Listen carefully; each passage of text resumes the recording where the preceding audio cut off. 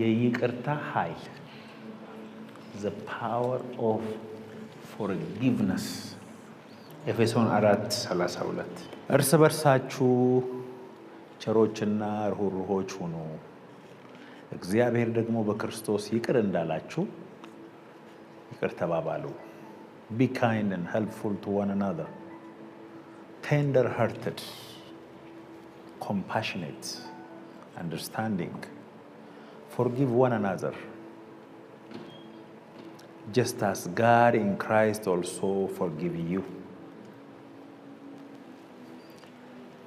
soft ልብ ይኖራችሁ tender heart ይኖራችሁ ርህራሄ ይኖራችሁ እግዚአብሔር በክርስቶስ ይቅር እንዳላችሁ ይቅር ተባባሉ እርስ በርሳችሁ ቸሮችና ርኅሩኆች ሁኑ ቸር kind helpful tender heart compassionate ርህራሄ የተሞላችሁ ሁኑ እግዚአብሔር በክርስቶስ ይቅር እንዳላችሁ እናንተ ደግሞ ይቅር ተባባሉ ማቴዎስ 18 ከ21 እስከ 35 በዚያን ጊዜ ጴጥሮስ ወደ እርሱ ቀርቦ ጌታ ሆይ ወንድሜ ቢበድለኝ ስንት ጊዜ ልተውለት እስከ 7 ጊዜ ነው አለው በጣም ብዙ ይቅር ለማለት የተዘጋጀ አይመስልም ኢየሱስም እንዲህ አለው እስከ 7 ጊዜ 7 እንጂ እስከ 7 ጊዜ አልልህም ጌታ ሆይ በጣም የይቅርታ ትምህርት አብዝተሃል ስለዚህ አንተን ደስ ማሰኘት ስለመፈለግ ወንድሜ እየተመላለሰ 7 ጊዜ ቢጠይቀኝ እስከ 7 ጊዜ ይቅርታ ላደርግለትና አለው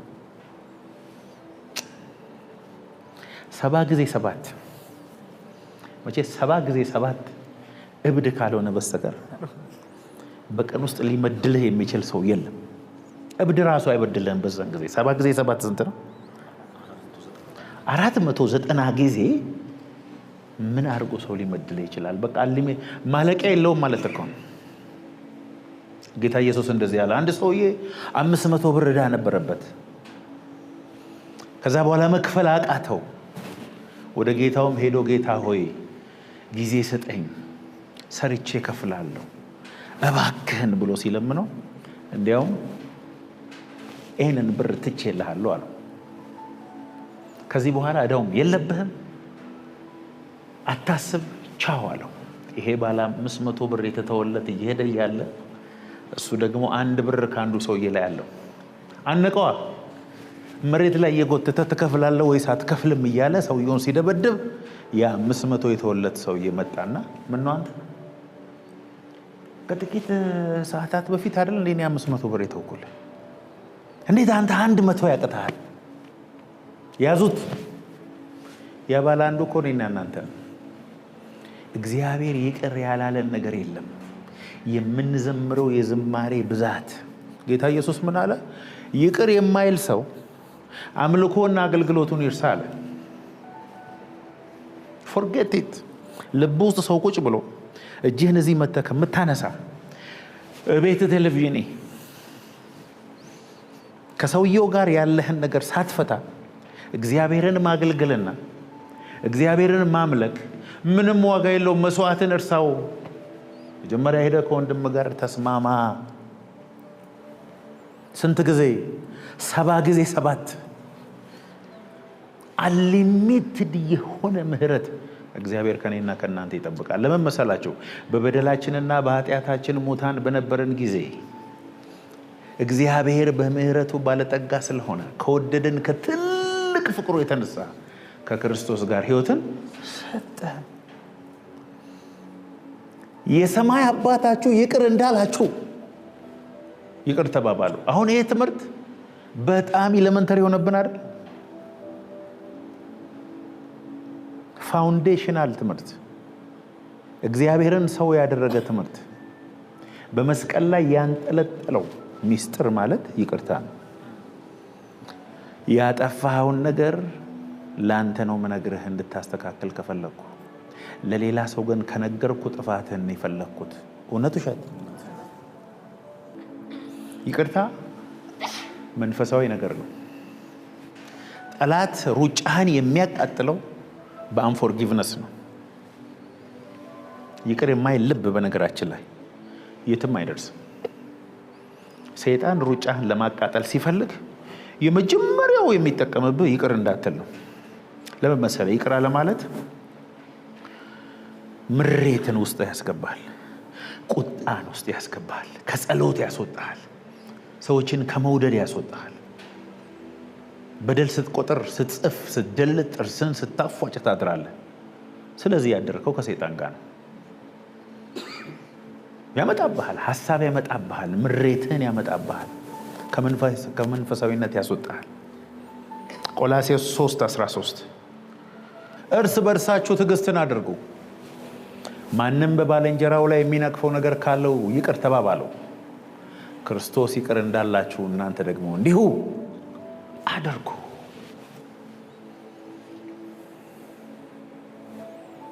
እርስ በርሳችሁ ትዕግስትን አድርጉ፣ ማንም በባልንጀራው ላይ የሚነቅፈው ነገር ካለው ይቅር ተባባሉ። እንዴት?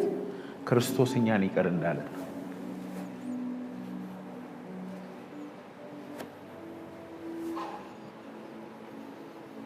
ለምን ኢየሱስን እንደምንወደው ታውቃላችሁ?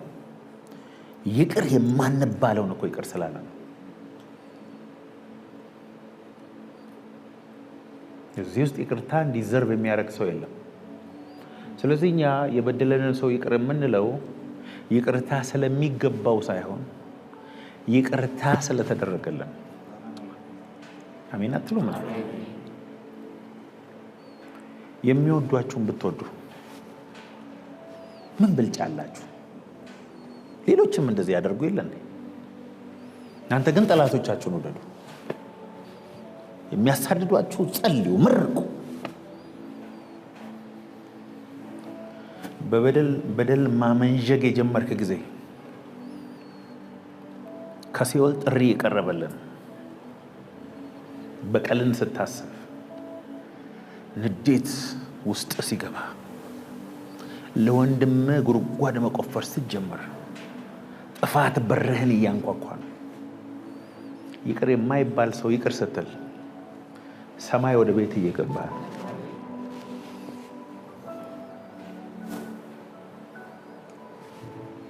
እርስ በርሳችሁ ትዕግስት የለም፣ ሆደ ሰፊነት የለም።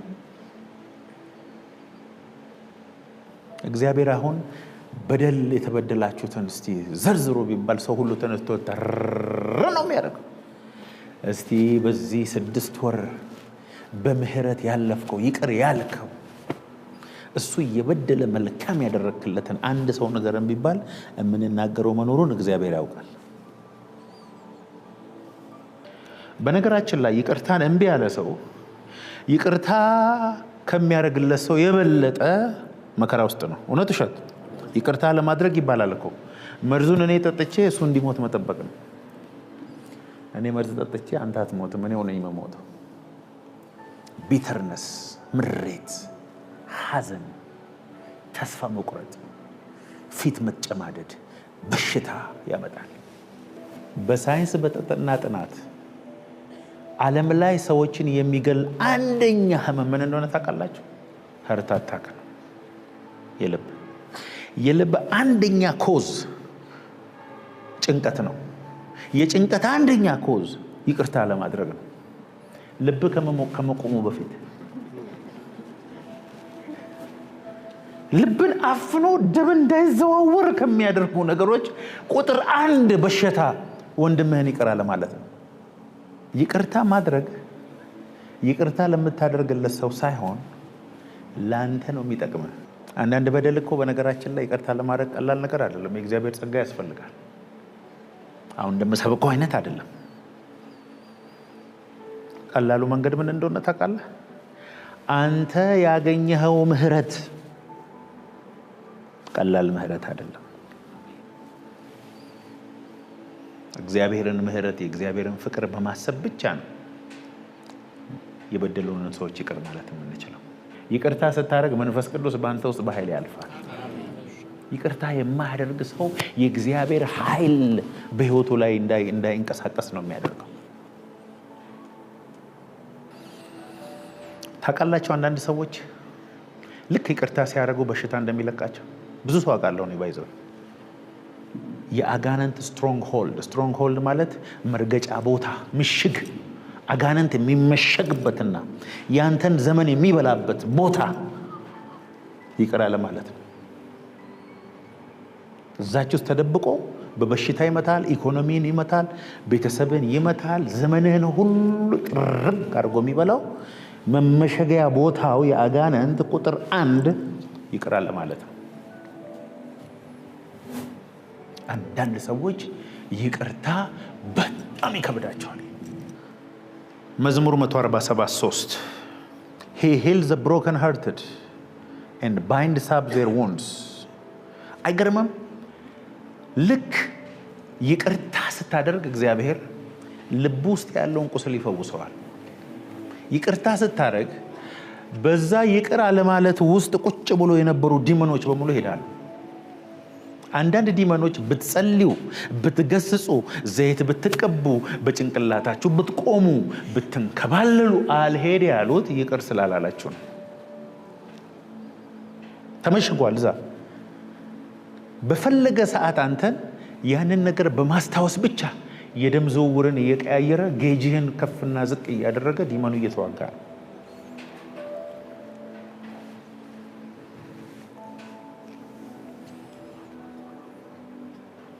አደገኛ የአጋንንት መሳሪያ ነው unforgiveness። ጠላት ሽባ ሊያደርግህ መንፈሳዊ ክሪፕል የሚያደርግህ ይቅር ባለ ማለት ነው።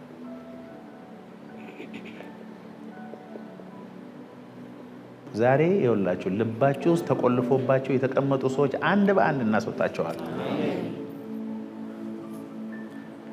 ፓራላይዝድ ሆኖ አልጋ ላይ የተኙ ሰዎች ይቅር ብለው እንደሚነሱ ታውቃላችሁ። የደም የሆነ ቦታ ሄዶ እንዲቆም ያደረገው አንፎርጊቭነስ ስትለቀው ይለቅሃል። መንፈሳዊ መሳሪያ ነው። ይቅር ስትል ግን የቆሰለው ልብህን እግዚአብሔር ይፈውሳል። የተሰበረው ልብህን እግዚአብሔር ይፈውሳል። ለእግዚአብሔር ብለህ ስትጥር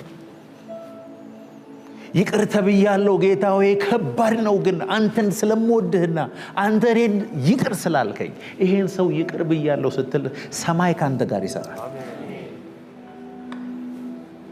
የሚያደርጉትን አያውቁምና ይቅር በላቸው ሲል እስጢፋኖስ የእግዚአብሔርን ክብር አየ፣ በድንጋይ እየተወገረ። ኢየሱስ በጥፊ ያሉት ጎኑን በጦር የወጉት አንዱ እኮ ያ የወጋው ሰውዬ ይሄ በእውነት የእግዚአብሔር ልጅ ነው አለ እኮ። እናየዋለን መንግስተ ሰማያት። እኔ ኢየሱስም ብሆን ለሞት አካባቢ ሐሳቤን መቀየር ይመስለኛል። ሰው ደፍሮ ስንት ሰው ገሎ ወንበዴ ሆኖ ዛሬ 9 ሰዓት ላይ ሊሰቀል ያለ ባርባን የሚባል ሰው መጥቶ ከኢየሱስና ከዚህ ምረጥ ሲባል እጭ ለዚህማ አልሞትም። ይህን ሁሉ በደል ያደረገ ሰው አላለም። ባርባን እኔ ለአንተ ሞታለሁ፣ አንተ የኔን ነፃነት ውሰድ። ባርባን ሌላ ሰው መስሎ ነው። አንተ እኔ ነኝ። ይኸውልህ ይቅር የተባልክበት የይቅርታን ጥግ ስታይ አንተ ጥቃቅንና አነስተኛ የሚባለው ሰፈር ውስጥ ያለውን ይቅርታ ማድረግ አያቅትም። ሁለተኛ ቆሮንቶስ 2:10 እና 11 አንዳንዶቻችን ቤተሰባችን ላይ ጄኔሬሽናሊ እያስቸገረን ያለውን ሳይክል የምንሰብረው በይቅርታ ነው። እናንተ ግን ይቅር የምትሉትን እኔ ደግሞ ይቅር እለዋለሁ። እኔም ይቅር ካልኩ ይቅር ያልኩትን ስለናንተ በክርስቶስ ፊት ይቅር ብየዋለሁ። if you forgive anyone anything I too forgive and what I have forgiven if I have forgiven anything has been for your sake in the ይኸውልህ አንተ ይቅርታ ስታደርግ በነገራችን ላይ ሰማይ ይከፈታል። አንተ ስትይዝ ሰማይ ይያዛል በአንተም ላይ በሰውየውም ላይ። አንተ ይቅር አትልም፣ አባቴ ይቅርታ አይልም ነበረ፣ አያትህም ይቅርታ አያደርጉም ነበረ፣ ያንተም ልጅ አይልማ። በቃ አንተ ጋር ይቆም። ሳይክሉን በጥስ፣ ሰብስብ ቤተሰቦችን፣ የተበተኑትን ይቅር ያልተባባሉትን ሳይነጋገሩ ረጅም ዘመን የኖሩትን ሰዎች ሰብስብና አም ሶሪ ዝቅ በል እስቲ። ነገሮች ሁሉ ይስተካከላሉ። የቤተሰባችሁን ሳይክል የጄኔሬሽናል ሳይክል እናንተ ይቅር በማለት ለምን አትበጥሱትም? ይተላለፋል። አንፎርጊቭነስ ይቅር የማይባል የመጨረሻውን በደል እንዲያውም ስጦታ ጨምረን ለምን ይቅር አንልም? በጌታ በኢየሱስ ስም ይቅር ባለማለት የሚመጣ ጄኔሬሽናል ከርስ ዛሬ ቆርጬዋለሁ። አሜን። ዘፍጥረት 50:20 አስቡት እስቲ። ዮሴፍ ወንድሞቹ ያደረጉበት ነገር በእውነት ይቅር የሚባል አይደለም። ከእናትና ከአባቱ ጋር በሰላም ሲኖር የነበረ ልጅ፣ ምንም ያልበደለ ልጅ ገና ለገና ህልም አየ ተብሎ ጉድጓድ ውስጥ አስገብተው ልብሱን በደም ነክረው ሞቷል ብለው እንዴ! በወንድሞቹ ምክንያት እኮ ነው የሰው ቤት ሰራተኛ የሆነው። በወንድሞቹ ቤት ምክንያት እኮ ነው እስር ቤት የገባው። በወንድሞቹ ምክንያት እኮ ነው 13 ዓመት ሙሉ በባዕድ ሀገር የተንከራተተው። አባት የለው፣ ጠያቂ የለው። ይህ ሁሉ በደል እስቲ ያስቡት። ሲያገኛቸው ግን እንደዚህ ያለ እናንተ አይደላችሁ። ይህንን ያደረገው የሰራዊት ጌታ እግዚአብሔር ነው። የዮሴፍ ይቅርታ የእስራኤልን ሕዝብ አዳነ። የዮሴፍ ይቅርታ ግብፅን አዳነ። የዮሴፍ ይቅርታ በዮሴፍ ይቅርታ ነው ቀይ ባህር የተከፈለው።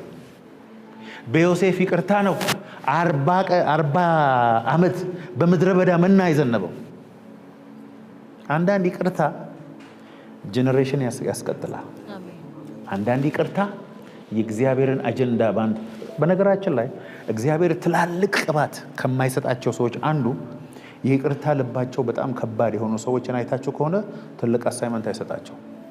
መሀል ላይ ይነክሳሉ፣ ሞተር ይነክሳል። ዮሴፍ ያደረገው አንዱ ዮሴፍ ግን እንደኔና እንደናንተ ስለ ይቅርታ ትምህርት ተከታታይ አልተማረም። መጽሐፍ ቅዱስ አንብቦ አያውቅም። የለም በዮሴፍ ዘመን መጽሐፍ ቅዱስ የሚባል የተጻፈ የለም። ዘፍጥረትም አልተጻፈም። ምንም ፎርማል ስኩልም አልገባም። ግን የእግዚአብሔር ልብ አለው። አይዟችሁ ወንድሞች አይ ላቭ ዩ። እናንተ ለክፉ ነው ጉድጓድ ውስጥ የከተታችሁ፣ እግዚአብሔር ግን ፕራይም ሚኒስቴር አደረገኝ። ስለዚህ የእናንተ መንገድ ራሱ የእግዚአብሔር መንገድ ነው። አንዳንድ ሰው ሲገፋ ወደ በረከት ነው የሚያስወጣ። የአንዳንድ ሰዎች ስድብ እግዚአብሔርን ፕሮቮክ ያደርገዋል አንተ ላይ መጥቶ ታላቅ ነገር እንዲሰራ። ቤንቺ ማጂክ ዞን ሲዘጉብህ ፓናማ ሂደት አገለግል። እንደዛ ማለት እኮ ከአንተ ግን ይቅርታ ይጠበቅብሃል። ሮሜ 12:19 ተወዳጆች ሆይ ራሳችሁ አትበቀሉ፣ ለቁጣው ፈንታ ስጡ እንጂ በቀል የኔ ነው፣ እኔ ብድራትን እመልሳለሁ ይላል ጌታ። አትበቀል ተባልክ፣ በቃ አለቀ። እሰራለታለሁ የሚባል ነገር ክርስቲያናዊ ቋንቋ አይደለም። እበቀለዋለሁ ክርስቲያናዊ ቋንቋ አይደለም። ማን ስለሆንክ ነው አንተ የምትበቀለው? በቀል የኔ ነው ለኔ ተውልኝ አለ እግዚአብሔር። በቃችን ተው፣ ለኔ ተው፣ አትቆጣ። አንተ ካንተ የሚጠበቅብህ ይቅርታ ነው።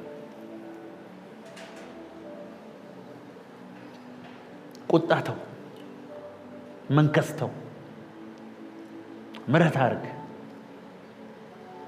never avenge yourself but leave the way open for God's wrath and his judicial righteousness, for it is written in the scripture, vengeance is mine, I will repay, says the Lord. በቀል የኔ ነው፣ እኔ ከፍላለሁ፣ እኔ ብድራትን እመልሳለሁ። ሉቃስ 23:34 አባቱ የሚያደርጉትን አያውቁምና ይቅር በላቸው አለ። ልብሱንም ተካፈሉ፣ ዕጣም ተጣጣሉ። ኢየሱስ እኔ እኮ ብፈልግ እፈታለሁ አለው ንጉሡ። እኔ ብፈልግ አለው ጌታ 50 ጭፍራ መልአክ ጠራና ምድር ላይ ያለ ህዝብ በ2 ሰከንድ ያጠፋል። ግን አባት ሆይ ይቅር በላቸው። ኢየሱስ እያስመሰለ አይደለም፣ እውነቱን ነው። የሚወጋኝን ሰው ይቅርታ ለማድረግ ደረጃ መድረስ ከባድ ነው። የወንድምህን አገልግሎት ለማጥፋት የምትሄድበት ርቀት የሚያጠፋው አንተ ነው። ይቅርታ የሚያደርግ ሰው ግን በየጊዜው እየለመለመ እየሰፋ እየበዛ ነው የሚሄደው። ያማል። ይቅርታ ቀላል ነገር አይደለም። ፔንፉል እዚህ ምድር ላይ መበቀል ነው ደስ የሚለው። እሰት አባቱ ወደቀ ማለት ነው ደስ የሚለው። ኔቸራችን እንደሱ እኮ ነው። እግዚአብሔር ግን ከኛ የሚጠብቀው የሱን ኔቸር ነው። በነገራችን ላይ የይቅርታ አቅማችሁ የምትሸከሙትን አኖይንቲንግ መጠን እንደሚወስን ታውቃላችሁ። ብዙ ይቅር የሚል ሰው ብዙ ይታመናል፣ ብዙ አደራ ይሰጠዋል። ብዙ አደራ እንዲሰጥ የምትፈልግ ከሆነ ይቅር የማይባል ሰው ይቅር በል። እግዚአብሔር ሆይ ትዕግስት እንድሰጠኝ እፈልጋለሁ ስትል እግዚአብሔር ትዕግስት የሚሰጠን ነው የሚመስልህ? ትዕግስትን የሚፈታተን ነገር ነው በየቀኑ የሚጨምርልህ።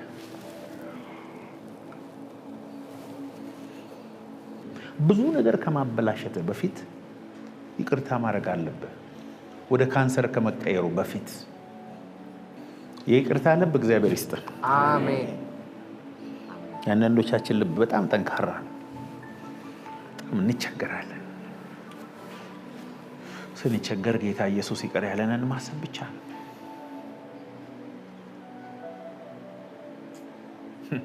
ጴጥሮስ እኮ ኢየሱስ የተያዘ ምሽት በገረድ ፊት ካደው ነው አይደል የምንለው? መጽሐፍ ቅዱስ ካደው አይደለም የሚለው፣ ረገመው ነው የሚለው። ይሄን ሰውዬ እኔ ብሎ ተራገመ ይላል። እናንተ የርግማን ቃል ነው ካፉ የወጣው። ያን ቀን ግን ኢየሱስ እግሩን አጥቧል። እግሩን ሲያጥብ ግን እንደሚረግመው እያወቀ ነው። የጴጥሮስን ብቻ ሳይሆን የይሁዳንም እግር አጥቧል። እንደሚሸጠው 30 ብር እንደተቀበለ ሁሉ ያውቃል። ሲያጥበው ግን ፕሪቴንድ እያደረገ አይደለም፣ የምሩን ነው ያጠበው። እናጥባለን እኛ፣ ቦታ እንለቃለን እኛ፣ ይቅር እንላለን። ልባችን ሶፍት ነው፣ ቴንደር ነው፣ ኮምፓሽኔት ነው። አልጠፋም ከቤተ ክርስቲያን ይሄ። እስቲ ይቅር እላለሁ በሏ። ዕብራውያን 12:15 የእግዚአብሔር ጸጋ ለማንም እንዳይጎድለው በብዙዎች የሚረክሱበት አንድ መራራ ስር ወደ ላይ በቅሎ እንዳያስጨንቅ ሴሰኛም የሚሆን እንዳይገኝ ወይም ስለ አንድ መብል በኩርነቱን እንደሸጠ እንደ ኤሳው ለዚህ ዓለም የሚመች ሰው እንዳይሆን ተጠንቀቁ። No one is immoral or godly like Esau, who sold his own birthright for a single meal. For you know that later on, when he wanted to regain title too, he was rejected, for he found no opportunity for repentance. ይኸውላቸው መራራ ስር የሚለው ነው እዚህ ጋር መውሰድ የፈለኩት። በብዙዎች የሚረክሱበት እንደ መራራ ስር ወደ ላይ በቅሎ እንዳያስጨንቅ ይላል። ከውስጥ እንደዚህ ብቅል ብሎ ቢተርነስ፣ ምሬት፣ ይቅር አለማለት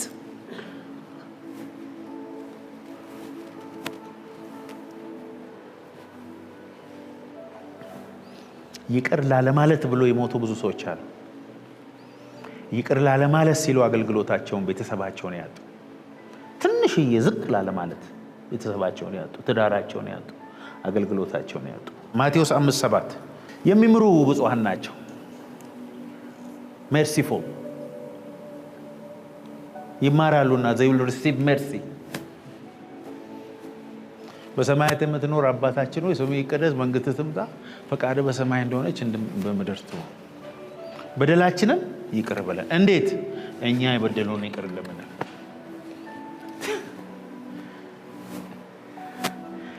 ሉቃስ ላይ ያለው ደግሞ እኛ የበደሉንን ይቅር ብለናልና በደላችንን ይቅር ብለን ነው የሚለው። for we have already forgiven።